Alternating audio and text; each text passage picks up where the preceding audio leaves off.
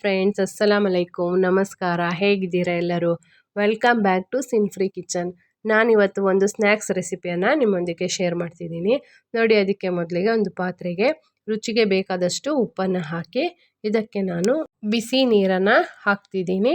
ಇದಕ್ಕೆ 1 ಗ್ಲಾಸ್ ಆಗುವಷ್ಟು ಬಿಸಿ ನೀರನ್ನು ಹಾಕಿ ಇದೇ ಪಾತ್ರೆಗೆ ನಾವು 1 ಕಪ್ಪು ಮೈದಾ ಹಿಟ್ಟನ್ನು ಹಾಕಿ ಈ ಬಿಸಿ ನೀರಲ್ಲೇ ಈ ಮೈದಾ ಹಿಟ್ಟನ್ನು ಕಲಸಿ ಇಡಬೇಕು.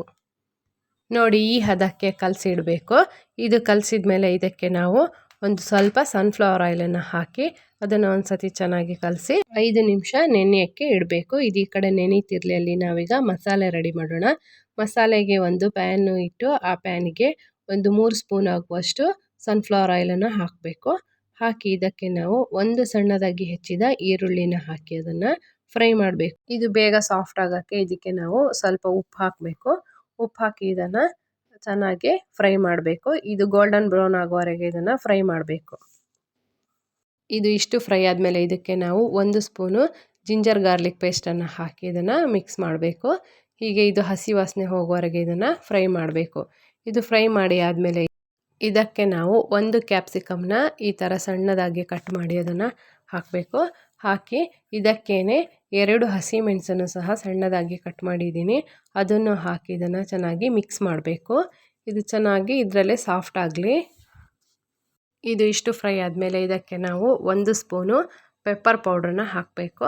ಹಾಕಿ ಅದನ್ನು ಮಿಕ್ಸ್ ಮಾಡಬೇಕು. ಇದು ಮಿಕ್ಸ್ ಆದಮೇಲೆ ಇದಕ್ಕೆ ನಾವು ಒಂದು 3 ಪೀಸು ಬೋನ್ಲೆಸ್ ಚಿಕನನ್ನು ತೊಗೊಂಡಿದ್ದೀನಿ. ಅದನ್ನು ತೊಗೊಂಡು ಬೇಯಿಸಿ ಇದನ್ನು ಈ ಥರ ಸಣ್ಣ ಸಣ್ಣದಾಗಿ ಕಟ್ ಮಾಡಿದ್ದೀನಿ. ಕಟ್ ಮಾಡಿ ಅದನ್ನು ಸಹ ಇದಕ್ಕೆ ಹಾಕಿ ಅದನ್ನು ಮಿಕ್ಸ್ ಮಾಡಬೇಕು. ಈಗ ಇದು ಚೆನ್ನಾಗಿ ಮಿಕ್ಸ್ ಆಗಿದೆ. ಈ ಮಿಕ್ಸ್ ಆದಮೇಲೆ ಇದಕ್ಕೆ ನಾವು 1 ಸ್ಪೂನ್ ಆಗುವಷ್ಟು ಇದಕ್ಕೆ ಚಿಲ್ಲಿ ಫ್ಲೇಕ್ಸನ್ನು ಹಾಕಬೇಕು. ಹಾಕಿ ಇದಕ್ಕೇನೆ 1 ಸ್ಪೂನ್ ಆಗುವಷ್ಟು ಸೋಯಾ ಸಾಸನ್ನು ಹಾಕಬೇಕು. ಹಾಕಿ ಇದನ್ನು ಚೆನ್ನಾಗಿ ಮಿಕ್ಸ್ ಮಾಡಬೇಕು. 1 ಕಪ್ಪಲ್ಲಿ 1/2 ಗ್ಲಾಸು ಮಿಲ್ಕ್ ತಗೊಂಡು ಅದಕ್ಕೆ ನಾವು 1 ಸ್ಪೂನ್ ಆಗುವಷ್ಟು ಕಾರ್ನ್ಫ್ಲವರನ್ನು ಮಿಕ್ಸ್ ಮಾಡಿ ಇದನ್ನು ಸಹ ಹಾಕಿ ಇದನ್ನು ಚೆನ್ನಾಗಿ ಈ ಥರ ಮಿಕ್ಸ್ ಮಾಡಬೇಕು. ಹೀಗೆ ಇದು ಮಿಕ್ಸ್ ಆದಮೇಲೆ ಇದಕ್ಕೆ ನಾವು 1 ಸ್ಪೂನ್ ಆಗುವಷ್ಟು ಮಯೋನೀಸನ್ನು ಹಾಕಬೇಕು. ಇದು ಇದ್ದರೆ ಹಾಕಿ, ಇಲ್ದಿದ್ರೆ ಬೇಡ. ಇದು ಇದ್ದರೆ ಮಾತ್ರ ಹಾಕಿ, ಅದು ಆಪ್ಷನಲ್, ಬೇಕಾದರೆ ಹಾಕ್ಬೋದು, ಬೇಡದಿದ್ರೆ ಬೇಡ. ಹಾಕಿ ಇದನ್ನು ಈ ಥರ ಮಿಕ್ಸ್ ಮಾಡಬೇಕು. ಮಿಕ್ಸ್ ಮಾಡಿದ್ಮೇಲೆ ಇದಕ್ಕೆ ಒಂದು 1/2 ಗ್ಲಾಸ್ ಆಗುವಷ್ಟು ನೀರನ್ನು ಹಾಕಿ ಇದನ್ನು ಒಂದು ಸತಿ ಕುದಿಸ್ಬೇಕು. ಇದು ಕಾರ್ನ್ಫ್ಲವರ್ ಇದೆಲ್ಲ ಸೆಟ್ ಆಗಬೇಕಲ್ಲ, ಅದಕ್ಕೆ ಇದನ್ನು ಒಂದು ಸತಿ ಕುದಿಸಿ ಇದನ್ನು ತಣ್ಣಗಾಗೋಕ್ಕೆ ಇಡಬೇಕು. ತಣ್ಣಗಾಗೋಕ್ಕೆ ಇಟ್ಟ ಈ ಮಸಾಲೆಗೆ ಒಂದು ಸ್ವಲ್ಪ ಕೊತ್ತಂಬರಿ ಸೊಪ್ಪನ್ನು ಸಣ್ಣದಾಗಿ ಕಟ್ ಮಾಡಿ ಹಾಕಿ ಅದನ್ನು ಈ ಥರ ಮಿಕ್ಸ್ ಮಾಡಬೇಕು. ಮಿಕ್ಸ್ ಮಾಡಿ ಈಗ ಮಸಾಲೆ ರೆಡಿ ಆಗುತ್ತೆ. ನೋಡಿ, ಮಸಾಲೆ ಎಲ್ಲ ತಣ್ಣಗಾಗಿ ಈಗ ರೆಡಿಯಾಗಿದೆ. ಇದನ್ನು ನಾವು ಈಗ ರೆಸಿಪಿ ಮಾಡೋಕ್ಕೆ ಸ್ಟಾರ್ಟ್ ಮಾಡೋಣ. ಇದಕ್ಕೆ ಮೊದಲಿಗೆ ನಾವು ಈ ನೆನೆಯಕ್ಕಿಟ್ಟ ಹಿಟ್ಟನ್ನು ತಗೊಂಡು ಅದನ್ನು ಚೆನ್ನಾಗಿ ಒಂದು ಸತಿ ನಾದ್ಕೋಬೇಕು. ಈ ನಾದ್ಕೊಂಡ ಹಿಟ್ಟಲ್ಲಿ ಇದನ್ನು ಒಂದು ದಪ್ಪ ಉಂಡೆನ ತಗೊಂಡು ಇದನ್ನು ನಾವು ಚಪಾತಿ ಥರ ಲಟ್ಟಿಸ್ಬೇಕು. ಇದನ್ನು ಎಷ್ಟು ದೊಡ್ಡ ಆಗುತ್ತೆ ನೋಡಿ, ಅಷ್ಟು ದೊಡ್ಡಕ್ಕೆ ಇದನ್ನು ಲಟ್ಟಿಸ್ಕೋಬೇಕು. ಈ ಥರ ಒಂದು ಬಾಕ್ಸಿನ ಮುಚ್ಚಳನ ತಗೊಂಡು ಹೀಗೆ ನೋಡಿ ಪ್ರೆಸ್ ಮಾಡಬೇಕು. ಹೀಗೆ ಪ್ರೆಸ್ ಮಾಡಿ ಇದನ್ನು ಈ ಥರ ಶೇಪಲ್ಲಿ ರೌಂಡ್ ಶೇಪಲ್ಲಿ ಇದನ್ನು ಹೀಗೆ ಪ್ರೆಸ್ ಮಾಡಿ ಇಡಬೇಕು. ಹೀಗೆ ಮಾಡಿಟ್ಟ ಚಿಕ್ಕ ಚಿಕ್ಕ ಈ ಪೂರಿಯನ್ನು ತೆಗೆದು ಹೀಗೆ ಇಡಬೇಕು. ಇದನ್ನು ಒಂದು ಸ್ವಲ್ಪ ಲಟ್ಟಿಸ್ಕೋಬೇಕು. ಇದು ತುಂಬ ದಪ್ಪ ಆಗಿದೆ, ಇಷ್ಟು ದಪ್ಪ ಬೇಡ, ಒಂದು ಸ್ವಲ್ಪ ತೆಳ್ಳಗೆ ಮಾಡೋಕ್ಕಾಗಿ ಇದನ್ನು ನಾವು ಒಂದು ಸ್ವಲ್ಪ ಲಟ್ಟಿಸ್ಕೋಬೇಕು.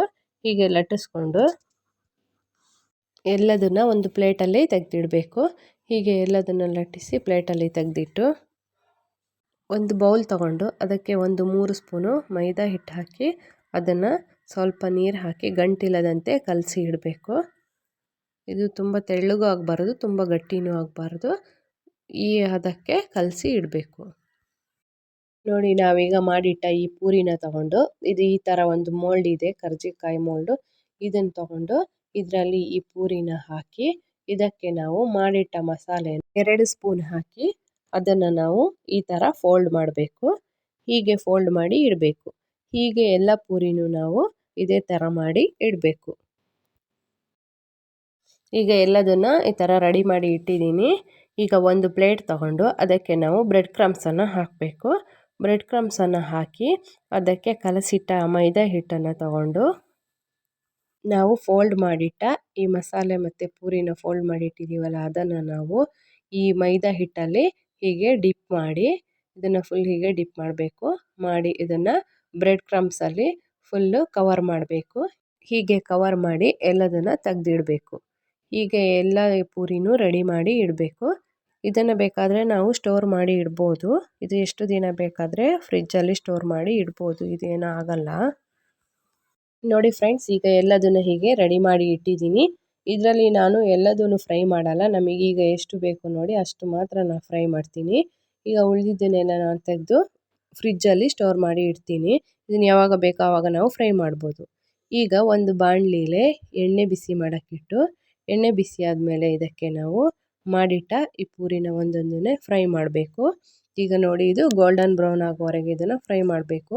ಇದು ಫ್ಲೇಮ್ ಸ್ಲೋ ಅಲ್ಲೇ ಇಟ್ಟು ಇದನ್ನು ಫ್ರೈ ಮಾಡಬೇಕು. ಫ್ರೆಂಡ್ಸ್, ಇದು ಇಷ್ಟು ಫ್ರೈ ಆದರೆ ಸಾಕು. ನೋಡಿ ಇಷ್ಟು ಗೋಲ್ಡನ್ ಬ್ರೌನ್ ಆಗಿದೆ. ಇದು ಇಷ್ಟ ಆದರೆ ಸಾಕು. ಇದನ್ನು ತೆಗೆದು ಒಂದು ಪ್ಲೇಟಿಗೆ ಹಾಕಿಡೋಣ. ನೋಡಿ ಫ್ರೆಂಡ್ಸ್, ನಾನೀಗ ಇದು ಇಷ್ಟೇ ಫ್ರೈ ಮಾಡಿದ್ದು, ನಮಗೆ ಇಷ್ಟೇ ಸಾಕು ಅಂತ ಇದನ್ನಿಷ್ಟೇ ಫ್ರೈ ಮಾಡಿದ್ದೀನಿ. ಉಳಿದಿದ್ದನ್ನು ನಾನು ತೆಗೆದಿಟ್ಟಿದ್ದೀನಿ. ಫ್ರೆಂಡ್ಸ್, ಇದು ತುಂಬ ಟೇಸ್ಟಿಯಾಗಿರುತ್ತೆ. ನೀವು ಒಂದ್ಸತಿ ಟ್ರೈ ಮಾಡಿ ನೋಡಿ, ತುಂಬ ಈಸಿನೂ ಆಗಿದೆ. ಫ್ರೆಂಡ್ಸ್, ಈ ವಿಡಿಯೋ ಇಷ್ಟ ಆದರೆ ಲೈಕ್ ಮಾಡಿ, ಶೇರ್ ಮಾಡಿ, ಕಮೆಂಟ್ ಮಾಡಿ. ಹೊಸದಾಗಿ ವಿಡಿಯೋ ನೋಡುವವರು ಪ್ಲೀಸ್ ಸಬ್ಸ್ಕ್ರೈಬ್ ಮಾಡಿ. ಸಿನ್ ಫ್ರೀ ಕಿಚನ್ಗೆ ಸಪೋರ್ಟ್ ಮಾಡಿ. See you on next video.